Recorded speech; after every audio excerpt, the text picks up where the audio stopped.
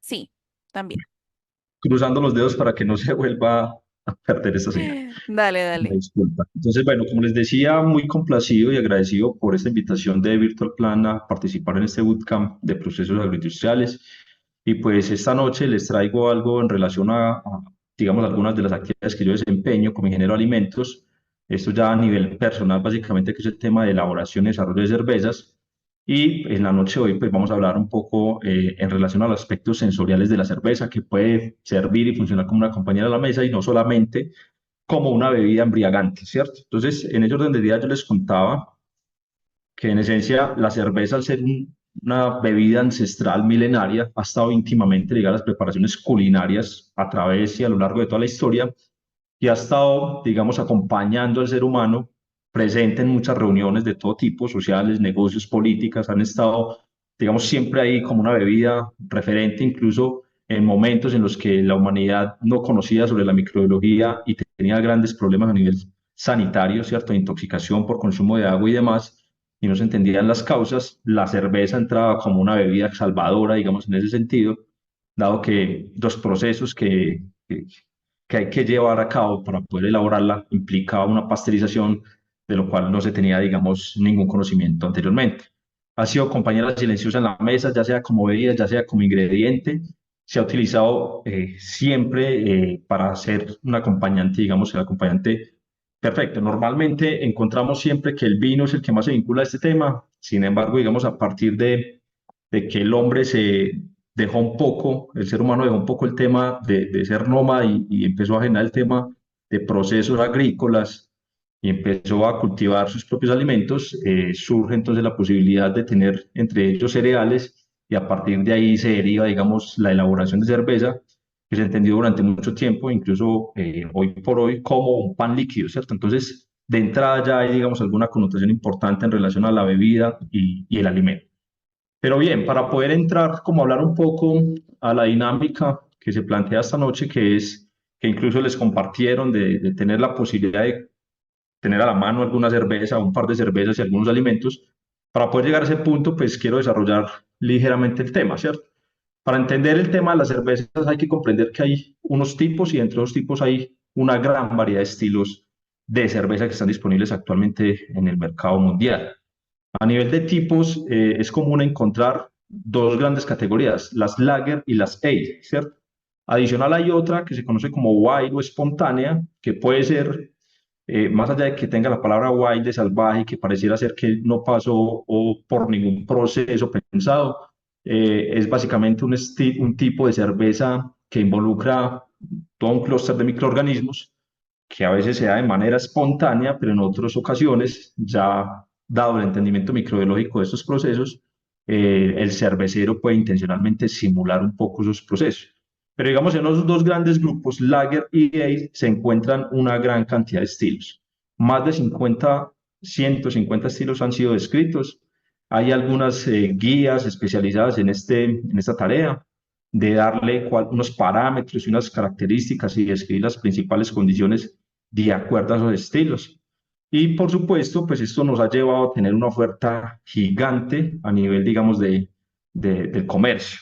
Dentro de esos 150 estilos descritos, que no es algo obligatorio, ¿cierto? No es mandatorio, no es una constitución de la cerveza si se quiere, pero digamos, en buena medida, buena parte de los cerveceros artesanales especialmente, digamos, se acogen un poco a esos parámetros que describen estas guías para intentar simular unos estilos y esto da, digamos, cierto nivel de estandarización a nivel cervecero. Dentro de esos estilos nos encontramos con varias familias. Entre ellos están la familia de la CIPA, cervezas fuertemente, digamos, enfocadas al uso del lúpulo. Tal vez muchos lo hayan escuchado. El tema de la familia de las cervezas pale, que son básicamente cervezas claras, color amarillo, pajizo, hasta el dorado. Las sour, que vienen siendo cervezas agrias que involucran en muchas ocasiones la adición de frutas, que en su proceso se adiciona a veces microorganismos, especialmente bacterias acidolácticas, etcétera. El conjunto de las lager, que es, digamos, la cerveza que se elabora de manera masiva alrededor del mundo, es la que tenemos a mayor disposición. Las cervezas oscuras, las que son a base de trigo, las Scotches, las Irish, las las belgas, ¿cierto? Que son muy afrutadas, un perfil muy alcohólico también, de bastante contenido de alcohol. Las porter o las stout, que son cervezas oscuras o negras, que es más común, digamos, por lo menos en Colombia, hacer esa denominación por el tema del color. Entonces, digamos, esto es una especie de recorrido por el mundo de los tipos y estilos de cerveza. Y para continuar, pues es necesario también entender, por si de pronto alguien no está versado en el asunto, es cuáles son los ingredientes básicos y las operaciones básicas. Por supuesto, entre todo esto caen un montón de elementos más, pero los elementos básicos para elaborar una cerveza, los ingredientes bases son el agua, por supuesto, la cebada malteada, el lúpulo y la levadura, no queriendo decir que no se puedan utilizar otros ingredientes.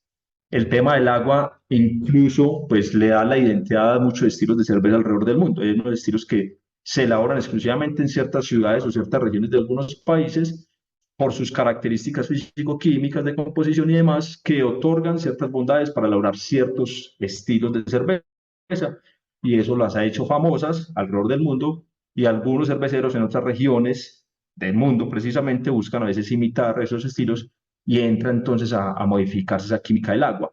A nivel del cereal, el cereal, digamos, por excelencia es la cebada, el cual pasa por un proceso de malteado, un proceso controlado de germinación, donde se potencia, digamos, todo ese paquete enzimático del grano, que más adelante en las operaciones de elaboración de la cerveza, pues el cervecero le saca, digamos, provecho precisamente para transformar el principal ingrediente que nos aporta el cereal, que va a ser el almidón, para convertirlo eventualmente pues, en la comida de la levadura.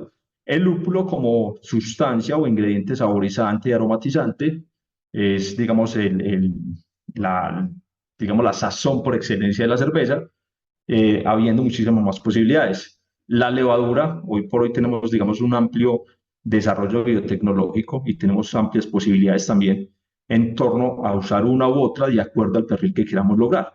Por el lado de los procesos, hay unos procesos básicos, por supuesto, como les mencionaba anteriormente, hay otras operaciones que se ven incluidas ahí, pero estas son, digamos, las más grandes, las principales, partiendo de una molienda del grano, una maceración que implica, digamos, la mezcla del grano con el agua, un proceso de ebullición o hervido, donde se dan unas transformaciones, una adición de lúpulo, y luego llevar a un bioreactor, a un fermentador, para que se propicie la transformación de azúcares en alcohol y otros compuestos que le dan finalmente, digamos, el perfil a la cerveza, para finalmente darle un proceso de acondicionamiento, una maduración, un embotellamiento, un embarrilado, etcétera, para llegar al punto, digamos, de consumo.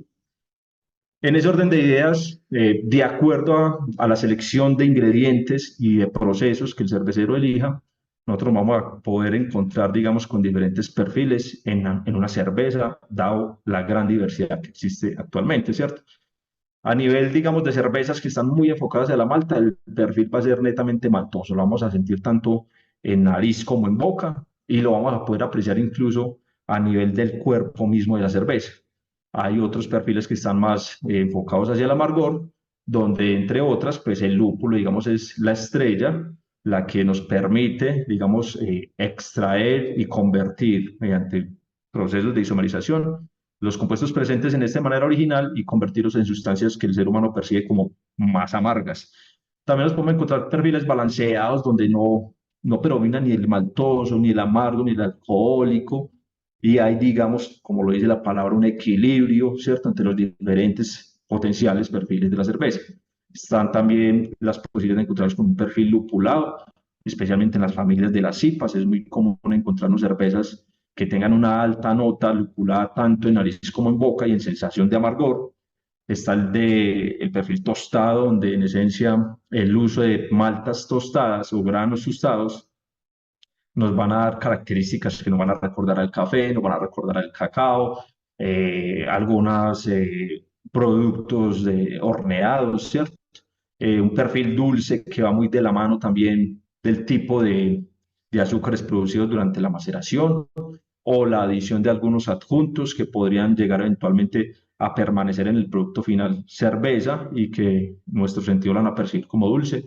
Un toque ahumado que puede venir de la mano del uso de maltas ahumadas en el proceso de elaboración o del proceso mismo de preparación de la cerveza, en el cual se puede utilizar algún elemento que le aporte precisamente esa nota ahumada o se utilice directamente un proceso con leña, con madera, que permita, digamos, ahumar ese mosto para que permanezcan esas notas en el perfil final. El tema también de un posible perfil agrio, en el cual se involucra especialmente, o se hace uso de frutas, pero también, como les mencionaba hace un rato, la adición de algunos microorganismos, especialmente bacterias, más allá pues de la levadura, complementar a la levadura, que nos permiten disfrutar de la cerveza, dando esa sensación agridulce en algunos casos, o sour, que también se entiende, digamos, a nivel del inglés. Perfiles amaderados, especialmente en cervezas de guarda, cervezas que han sido, digamos, acondicionadas durante un buen tiempo en barricas de madera. Perfiles afrutados, que pueden estar de la mano de la adición generosa de frutas o también de la selección adecuada o apropiada de ciertas levaduras que mediante el control de ciertos parámetros la fermentación puede, digamos, generar y guardan algunas frutas, ¿cierto? Algunos ésteres. O el perfil especiado que en esencia también lo puede aportar la levadura misma durante su proceso mediante la Sí, adición de especias directamente o también mediante la selección de algunos lúpulos especiales que predominan, digamos, estas características.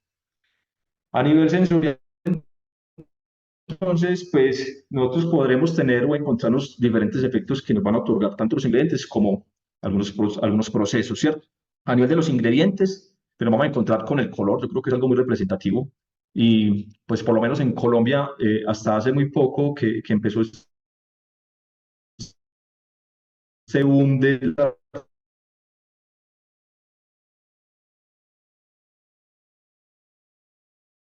artesanales, la mayor parte servir directamente la cerveza en un vaso o una copa adecuada, mediante lo cual nosotros ya podemos apreciar características sensoriales como el color, que es una de las, digamos, una de las características más relevantes. De hecho, también, digamos, a nivel comercial, es una de las formas en que se impulsa, ¿cierto? En que se promueve el consumo de ciertos tipos de cerveza o estilos de cerveza, partiendo de la caracterización de color. Yo quiero una cerveza negra, quiero una cerveza roja, quiero una cerveza rubia o dorada, ¿cierto? Son como, digamos, las denominaciones que se han dado en relación al color. Esto está dado especialmente y principalmente por la selección o el set o configuración o combinación de maltas durante el proceso de elaboración, dando todo ese perfil de color. Hay muchas más variaciones, yendo desde un color pajizo hasta las cervezas más oscuras, como las tipo stout, que son casi negras y opacas, pasando en ese camino por los amarillos, el dorado, el ámbar, el marrón, etcétera, ¿cierto? O sea, hay una gama bastante importante. Y eso considerando incluso que en ocasiones a algunas cervezas se le adicionan ciertos ingredientes para otorgarle un color distintivo. Caso, por ejemplo, de las festividades que se presentan en marzo, especialmente con la fiesta de San Patricio, digamos, una fiesta muy irlandesa de cervezas verdes. Y bueno, ahí hay una modificación en el color que también hace, digamos, particular esa festividad. Sensación en boca, que puede ir de la mano, especialmente, digamos, del manejo del proceso de fermentación, previo un control en la maceración para que queden unos azúcares residuales que me van a dar mayor densidad en el producto final, o el uso de algunas sustancias o ingredientes diferentes a los cuatro mencionados que me pueden otorgar mayor pesadez en boca o sensación de cuerpo o redondeza. El tema del sabor, por supuesto, ya es una amalgama, una combinación de todos los ingredientes. El agua mismo puede potenciar algunos sabores. El caso, digamos, de una alta carga de compuestos como el azufre o el magnesio, en ocasiones potencian más el sabor al lúpulo y por otro lado los cloruros presentes pueden potenciar más el sabor a las maltas. Los lúpulos en sí mismos también tienen ciertas características de acuerdo a la región donde se produce, la temporada, a la variedad, etcétera. Como lo mencionaba, el tema de la levadura también tiene una implicación muy fuerte sobre el tema sabor, perfil de sabor que puede ser afrutado, puede ser neutro, puede ser especiado, picor, que se sienta una especie de picor en nariz y en boca. El amargor, de acuerdo al proceso y al tipo de lúpulo seleccionado, también va a tener un impacto. El aroma en especial, ahí buena medida, la temperatura también de consumo va a tener un impacto sobre los aromas que yo quiera que se presenten ahí. La selección de maltas especiales o base, los procesos mismos de ebullición, la carbonatación, etcétera. El contenido de alcohol también nos va a brindar, digamos, una experiencia sensorial diferente entre cervezas, de acuerdo a si nos encontramos con contenidos bajos o altos. Pero por otro lado, también corremos riesgo de tener, digamos, unos efectos negativos, el caso de la oxidación, cuando trabajamos con ingredientes que estén de pronto, que estén un poco viejos, que hayan estado expuestos a la luz durante mucho tiempo, expuestos al ambiente, al aire, ¿cierto? Donde hay oxígeno que nos puede oxidar, digamos, algunos de los compuestos presentes en el lúpulo, también en la malta. El tema de la astringencia, que puede ser por extracciones, digamos, que no queremos de parte de la malta o del lúpulo o de algún ingrediente extra que nosotros vinculemos en la elaboración de la cerveza. El tema de la residualidad, el tema del agua aquí tiene un juego bastante importante, si ha sido filtrado o no por filtros de carbono activados, si hemos retirado el cloro residual, que no generemos o propiciemos la reacción entre algunos compuestos. La turbidez, que per se no es un defecto, pero está presente en algunos estilos de cerveza, pero en lo general, digamos, y en nuestra memoria sensorial, especialmente de las cervezas industriales, no es muy común encontrarse con cervezas turbias, ¿cierto? Ya digamos que a través de esa experiencia sensorial siempre hemos percibido que la cerveza es un líquido cristalino, muy claro, muy brillante. Sin embargo, digamos, hay posibilidades de encontrarse con algunos estilos que presentan turbidez y esto debido especialmente, entre otras, a la carga de proteínas solubles, pero también a la carga de polifenoles que puedan estar presentes en los ingredientes base como es el lúpulo y la malta. La ausencia o presencia de espuma también pues tiene un impacto sensorial apreciable. Algunas cervezas, especialmente las fuertes, es digamos muy pasable que no presente una buena espuma o una buena retención, pero en general la espuma es la corona de la cerveza y es bastante apreciada en la mayor parte de ellas. Otros estilos que no presentan buena retención de espuma suelen ser la sour, precisamente por esas acidez que cambian las condiciones y las propiedades de las proteínas disueltas, que son las que me retienen el CO2 que está presente ahí. Y por otro lado, la posibilidad de tener en el producto final compuestos de Maillard derivados de las reacciones propias entre aminoácidos y algunos azúcares reductores que están presentes, digamos, en ese perfil de ingredientes seleccionado y según el manejo en las operaciones de elaboración. Por otro lado, los efectos que potencialmente puedan tener las operaciones y el almacenamiento sobre el perfil sensorial es otra consideración importante.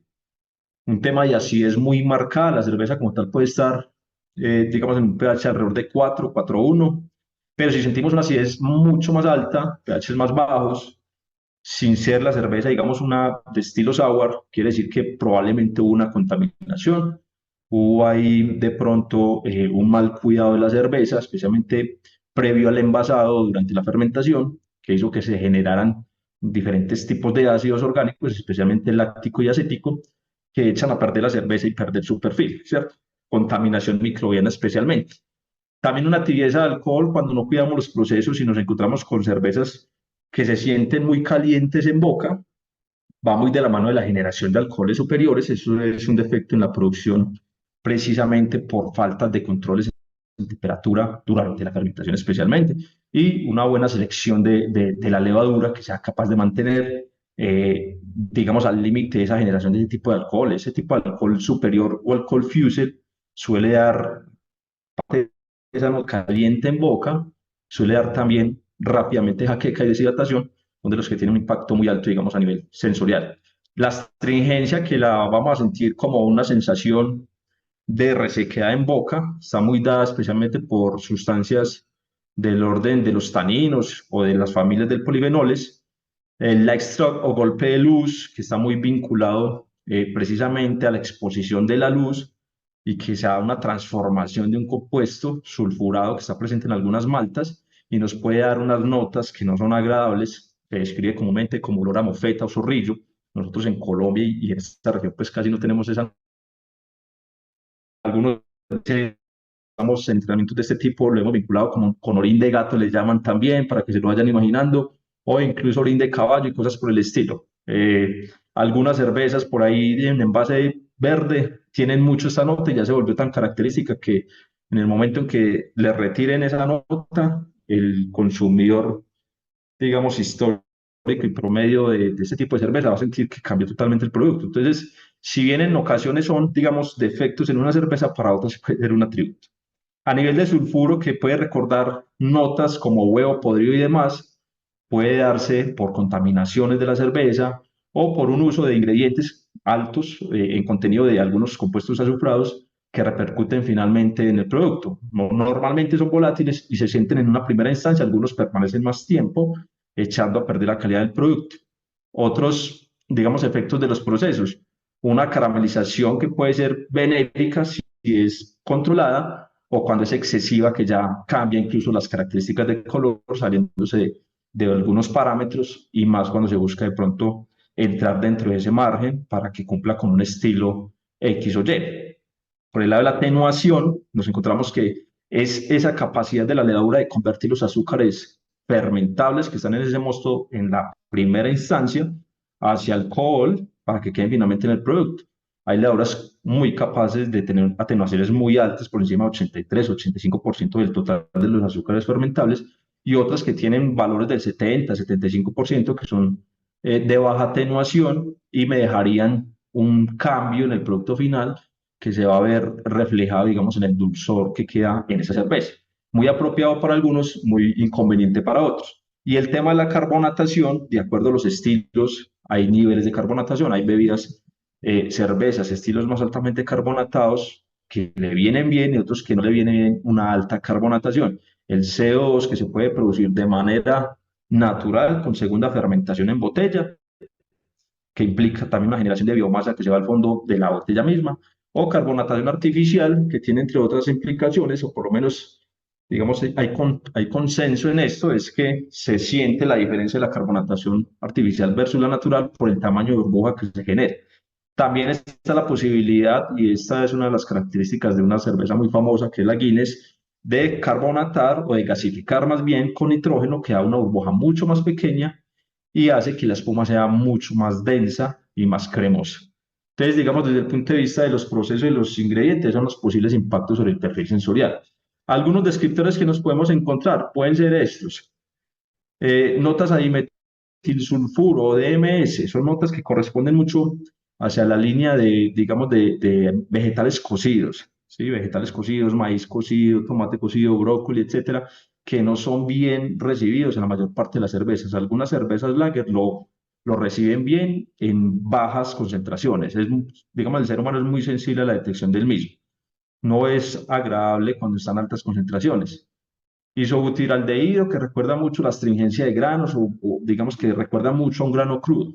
El diacetilo, que son compuestos también presentes durante la fermentación, que la misma levadura puede reabsorber, da una nota mantecosa, recuerda mucho como a la mantequilla que se empieza a ranciar, a las crispetas, al popcorn que llaman, el acetaldehído, que recuerda mucho a manzana verde, algo un poquito por ahí como a vinagrado, cosas por el estilo, que suelen ser defectos en la cerveza.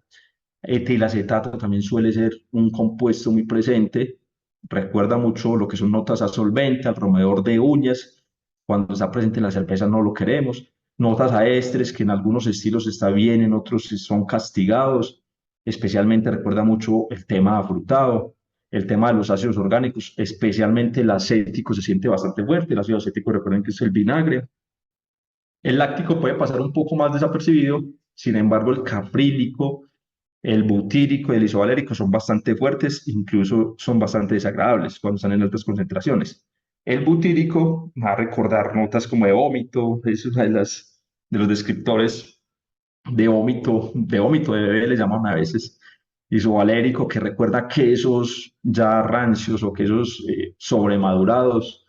Otras notas que nos podemos encontrar son el calentamiento, tibieza de alcohol de la que les hablaba ahorita, de alcoholes superiores o fusel, el indol, que recuerda mucho a lo que son notas de alcantarilla, lo que demuestra es una alta contaminación, unos malos procesos de higiene durante la elaboración del producto, son totalmente indeseables en el proceso, o el transdol nolenal, que recuerda bastante a lo que es el cartón mojado, al papel húmedo, y que básicamente lo remite a uno o lo lleva a considerar que la cerveza lleva muchísimo tiempo en almacenamiento y que ya ha perdido, digamos, esas características sensoriales iniciales y por tanto ya es una cerveza que no va a entregar todo su potencial de sabor y de aromas.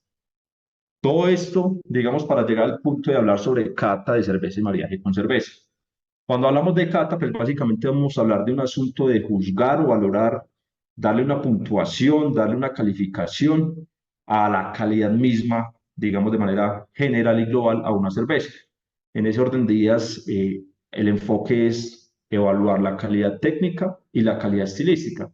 La calidad técnica se va a remitir básicamente al control que el cervecero puede tener durante todo el proceso, el manejo adecuado de las variables en cada una de las operaciones unitarias que lleva a cabo, y la calidad estilística es que tanto se acerca esa cerveza al estilo que está reportando el cervecero. Ahora, no es camisa de fuerza que el cervecero tenga que hacer un estilo, ¿cierto? Eso es abierto, normalmente suele hacerse para hacer competencias, para participar en competencias, en copas y demás, y darle cierto estatus a su cervecería o a sus cervezas en caso de que gane medallas. Entonces, se evalúa básicamente en ese sentido. ¿Qué calidad técnica tuvo el cervecero ante la elaboración y qué calidad estilística o qué ajustes tiene respecto a los parámetros que se supone que debe cumplir, perdón, de acuerdo al estilo que está anunciando que el cervecero elaboró? Y por otro lado está el tema de maridaje, donde básicamente nos vamos a encontrar con tres conceptos, digamos que es lo más ampliamente aceptado, que son conceptos de maridaje de contraste, mariaje de complemento y mariaje de corte o barriga. Vamos a ampliar un poquito en eso. Sin embargo, ya acá en Colombia, o por lo menos yo traigo este dicho muy popular que dice, para los gustos, los colores. Si bien uno puede ajustarse a un montón de parámetros y de normas y de condiciones, finalmente son nuestros sentidos los que nos dicen si esa cerveza está buena, si me gusta o no me gusta, si va o no va con el alimento que estoy consumiendo. Entonces, finalmente, termina siendo algo subjetivo, pero pues digamos que vamos a intentar enmarcarlo un poco. Y lo dice un gran referente del mundo cervecero, Randy Mosher, dado que la cerveza básicamente es un alimento en sí mismo, casi que cualquier cerveza va bien con cualquier alimento.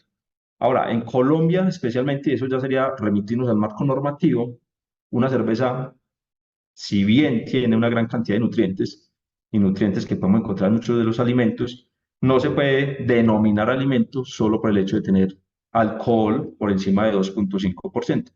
Si de pronto hay alguien de otro país, en el marco normativo de cada quien, pues encontrarán cuándo se le puede llamar un nuevo alimento a una bebida alcohólica. En este caso, para nosotros en Colombia, no aplica. La cerveza es una bebida alcohólica y no se puede considerar alimento. Pero quería recoger, digamos, esta anotación de Randy Mosher, donde dice, básicamente, tiene tanto como un alimento que básicamente puede conjugar con muchos de ellos. En ese orden de idea, para el proceso de la cata, tomando como primer ejercicio es quienes tengan las cervezas ahí, por ahí creo que se les compartió, si no estoy mal, eh, se les compartió para los que quisieran tener a la mano una cerveza lager, fuera una cerveza que normalmente son cervezas ligeras, son cervezas, la mayor parte de ellas son rubias, ¿cierto? Son muy claras, son brillantes. También tenemos la posibilidad de que quienes hayan animado a tener o conseguir la cerveza oscura, sea una Amber, una Porter, una Stout, empiecen, si van a hacer el ejercicio, de servirlo. ¿Cómo se sirve? Inicialmente y de manera ideal, pues procuren una copita o un vaso, ojalá limpio, un vaso de vidrio. Y lo primero que hacen en un proceso de cata es, por supuesto, observar. Lo primero que se va a ver es como la apariencia general, ¿sí? Y dentro de esa apariencia general uno observa el color de la bebida, el líquido, observa el color de la espuma, observa la densidad de la espuma, observa también la generación de burbujas. Las burbujas referidas a aquellas que se ven como un hilo ascendente para irse a formar o convertirse en espuma, no aquellas que queden pegadas dentro de la pared del vaso, porque eso implicaría o estaría dando idea de que el vaso está sucio, ¿cierto?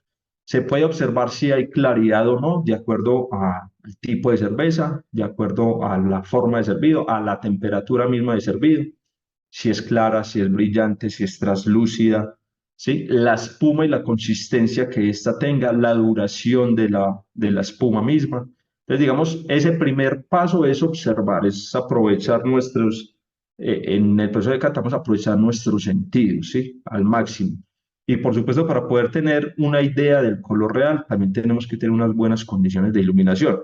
No va a ser lo mismo que yo observe el color a la sombra o bajo la luz amarilla o la luz blanca, etcétera. Unas buenas condiciones de luz para poder determinar cuál es el color real. Recuerden que el color básicamente está muy dado por la selección de maltas utilizadas durante el proceso. Una vez, digamos, recopilemos, obtengamos toda esa información que nos entregan nuestros ojos, pues podemos proceder al tema olfativo, utilizar nuestra nariz. Inicialmente vamos a acercar la nariz o el vaso a nuestra nariz y vamos a inhalar sin agitar la cerveza, a ver qué logramos percibir. Lo he dicho en algunos cursos y también cuando hacemos los ejercicios de cata de manera presencial. Procure, si está haciendo el ejercicio, puede anotar cuál es la primera sensación o recuerdo que le llega a la cabeza. El olfato es un sentido muy poderoso, o sea, es una herramienta muy poderosa que nos remite a lugares y a tiempos y recuerdos que a veces no podemos sacar de manera consciente. Entonces, apuntar ahí sería bastante interesante. Luego de esa primera inhalación, podemos agitar ligeramente, suavemente la cerveza y de esta manera vamos a favorecer la volatilización de los aromas. Aquí es importante considerar qué tipo de vaso estoy utilizando y qué tipo de cerveza estoy catando.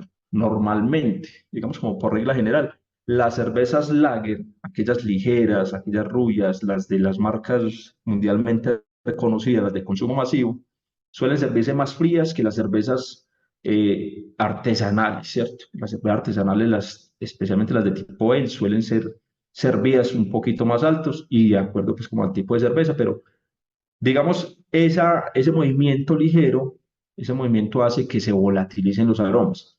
Si yo estoy utilizando un vaso en el cual estoy rodeando completamente con mi mano el líquido, también lo estoy calentando, eso también va a facilitar la volatilización de esos aromas. Ahí vuelve y juega, ¿qué percibo, cierto? En un primer instante nosotros habíamos visto el tema de la espuma, pero la espuma también me sirve como una especie de barrera. Evita que se vayan ligeramente esos volátiles, pero también evita que el aire esté interactuando de manera permanente con nuestro líquido y de esa manera no me lo oxide. Entonces es percibir a nivel olfativo y apuntar cuáles son las sensaciones, cuáles son los recuerdos que me genera, a qué puedo asociar ese aroma, si es una fruta, si es un tabaco, si es algo vegetal, ¿cierto? Si es, no sé, a un fruto seco, a un postre, algo dulce, etc. Ya pasamos, después de olfatear, ahora sí vamos a probar la cerveza. Lo que sigue es tomar un pequeño sorbo, uno o dos, y mantenerlo en la boca, moviendo de un lado a otro el líquido. La idea es no es ingerirlo de inmediatamente. La idea acá en este punto es determinar cuáles son esas sensaciones que nos genera en nuestra boca. Si hay astringencia, que es esa sensación de resequedad, si hay algún amargor especial, algún picor, si siente la pesadez sobre la lengua, que estaríamos hablando del cuerpo y la densidad de esa cerveza, si siente calor por el tema del alcohol, si la siente refrescante, etcétera.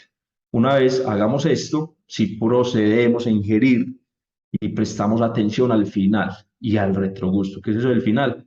¿Qué sensación me dejó? ¿Me dejó ganas de repetir y de tomarme otro trago o quedé saturado y ya no quiero más? ¿Sí? Y el retrogusto básicamente es como ese recuerdo que me deja de la cerveza. ¿Cuánto se queda ahí? ¿Qué me recuerda? Nuestra boca en este punto básicamente, digamos, va a funcionar como una especie de cromatógrafo que está separando por fracciones, digamos, ese líquido y me está dejando diferentes sensaciones, sabores y aromas.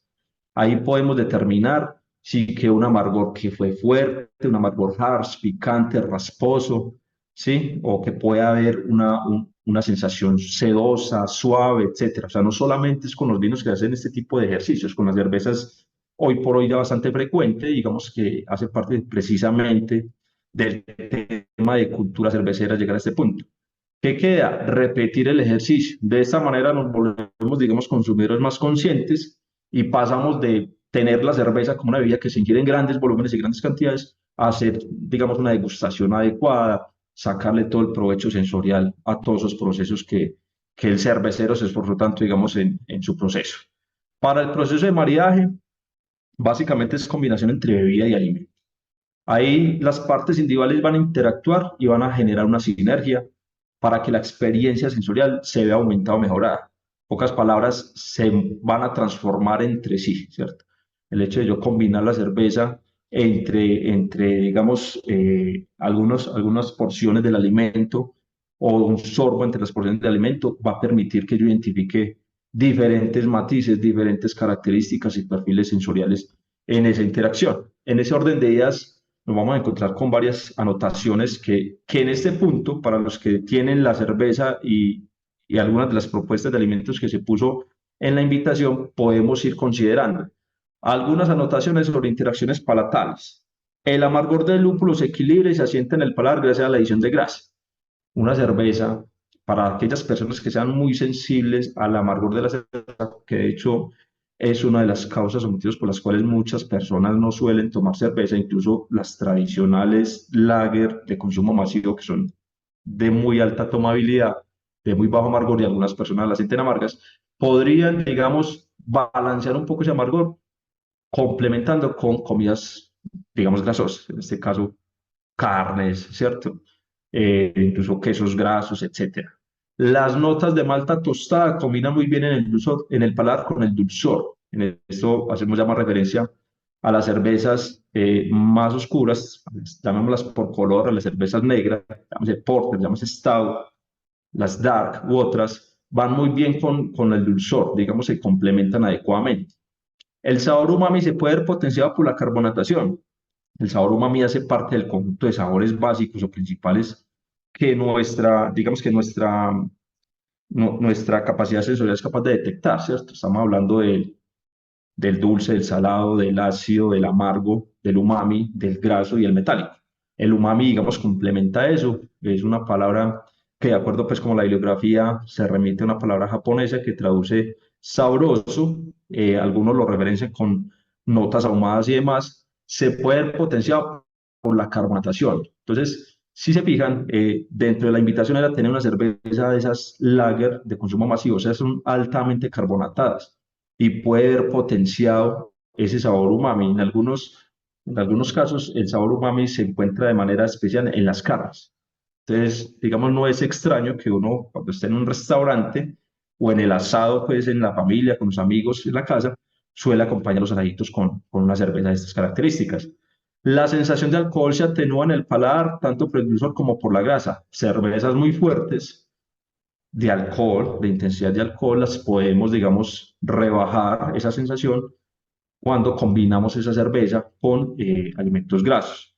Los perfiles enfocados a la malta combinan bien con la acidez de algunos alimentos, especialmente cervezas, digamos, de las que son de características de color ámbar, especialmente las ámbar, las brown, que son en buena medida la mayoría de esos estilos enfocados al perfil maltoso, irían bien con acidez de algunos alimentos, sean alimentos cítricos frutales o incluso alimentos cárnicos madurados como el chorizo madurado, etc. Aromas de lúpulo también se transfieren adecuadamente al paladar cuando se combinan con otros aromas, especialmente aromas dulces. Los azúcares residuales calman el picante en el paladar. Para las personas que gusten del picante, esta es una indicación, digamos, a nivel sensorial que se ha llegado a esta conclusión, y es que azúcares residuales que están presentes en la cerveza precisamente, que me permiten balancearla, me permiten también calmar la sensación picante en el paladar. El amargor del lúpulo realza las notas de las especias. Como decía en un principio, la cerveza no solamente va a ser como acompañante o como bebida para pasar la comida, sino que también eventualmente podría utilizarse como ingrediente. En ese orden de ideas, si el amargor del lúpulo me realza las notas de las especias, es muy pertinente utilizarlo para la elaboración de algunos productos culinarios, digamos, que están enfocados hacia las especias. Y la carbonatación es una herramienta eficaz para limpiar las grasas vegetales. Esta fue otra conclusión, donde algunos estudios y algunos seguimientos que hacen jueces con entrenamiento, que están entrenando, digamos, constantemente a nivel sensorial, llegan a esta conclusión. La carbonatación es una herramienta eficaz para limpiar las grasas vegetales, los aceites vegetales. Muchas de las preparaciones culinarias incluyen precisamente esto, el salteado, la fritura, e incluso el horneado que lleva algunas grasas vegetales, el aceite y demás, podrían verse, digamos, favorecido el consumo de estos alimentos cuando los paso con cervezas con buena carbonatación porque me ayuda a limpiar esa sensación. Entonces, los que tienen en el ejercicio en este momento la cerveza y los alimentos, vayan haciendo esa anotación. Vamos a pasar a lo siguiente, a los tres, digamos, principales interacciones de las que hablaban hace un momento, y era la de complemento, contraste y corte, donde básicamente por complemento nosotros vamos a entender que la combinación de comida y cerveza va a haber digamos, una potenciación de los dos perfiles de sabor principales, tanto de la bebida como el alimento, sería de complemento. Las que se intensifican o suprimen entre sí, las vamos a considerar de contraste, y las que son muy neutras, pero me dejan el paladar limpio, me dejan la boca limpia como para proceder a degustar de nuevo el alimento como si fuera la primera vez, la vamos a considerar como de corte o de barrido. En ese ejercicio, entonces, para los que tengan cerveza oscura, que ya la tengan servida y tenga por ahí un chocolatico semidulce, algún postre, un brownie, una galletita dulce, etcétera, digamos, ese tipo de complemento va muy bien, son muy ganadores, los dos se complementan. De todas formas, como estamos a nivel sensorial, estamos hablando a nivel sensorial, digamos que no podemos decir que esto es una norma, ¿cierto? Puede haber la posibilidad de que alguien reaccione diferente o que sus sentidos, sus papilas gustativas y demás tengan una reacción diferente, pero digamos que es lo común. Se pueden identificar sabores complementarios entre sabor y aroma, tanto de la cerveza como del alimento. O sea, que el ejercicio es muerdan o ingieran parte del alimento que tengan dulce, especialmente si tiene notas tostadas, si tiene una cerveza oscura, y a continuación tomen un trago de esa cerveza. Intenten determinar si ambos se ven potenciados. Si no pasa eso, entonces seguramente le está sucediendo lo siguiente, que es el maridaje por contraste, donde básicamente va a predominar uno de los dos principales sabores, ya sea del plato o ya sea de la cerveza. Ahí hay, digamos, una comparación o una especie de encuentro, choque si se quiere, donde, por ejemplo, tenemos el dulce frente al agrio y el amargo frente al dulce, los sabores dominantes comunes en los maridajes de contraste. Se puede tener un efecto potenciador o supresor. Entonces, puede que se borre todo el sabor fuerte de la cerveza y se aumente el sabor ácido o salado o algo de un plato, o por el contrario, se aumente todo el sabor o la nota amarga o lupulada o afrutada de la cerveza y el plato pase a un segundo lugar, ¿cierto? Eso es una posibilidad que puede ocurrir en términos de contraste. Y en términos de barril, por ahí estaba una sugerencia de tener una copa. Esa copa va a servir para tener agua, cuando uno quiere hacer como este ejercicio de valoración de maridaje, es necesario contar con agua en una copita para estar barriendo también, adicionalmente pues a las cervezas de barrido, o utilizar también como complemento para el barrido galletas de soda, ¿cierto? Galletitas de soda, no con sal, galletas de soda. La sal es un potenciador de sabor, entonces no la quisiéramos en esa galleta. Una galleta que me permita limpiar las papilas gustativas junto con el agua y volver a probar, sea la cerveza, sea la bebida, ya la comida, perdón, ¿cierto? ¿Qué más vamos a valorar entonces a nivel de lo que estamos consumiendo y probando en este punto? La intensidad. Así como con el vino, que digamos, entre comillas, por regla general o regla común se dice empareje fuerza con fuerza, plato fuerte con vino fuerte o platos suaves con vinos suaves, etcétera. Digamos que eso es una norma común, pero que se puede romper perfectamente. Por eso empecé, digamos, en cierto momento diciendo para los gustos los colores. Pero siguiendo, digamos, estas recomendaciones, la idea sería emparejar fuerza con fuerza.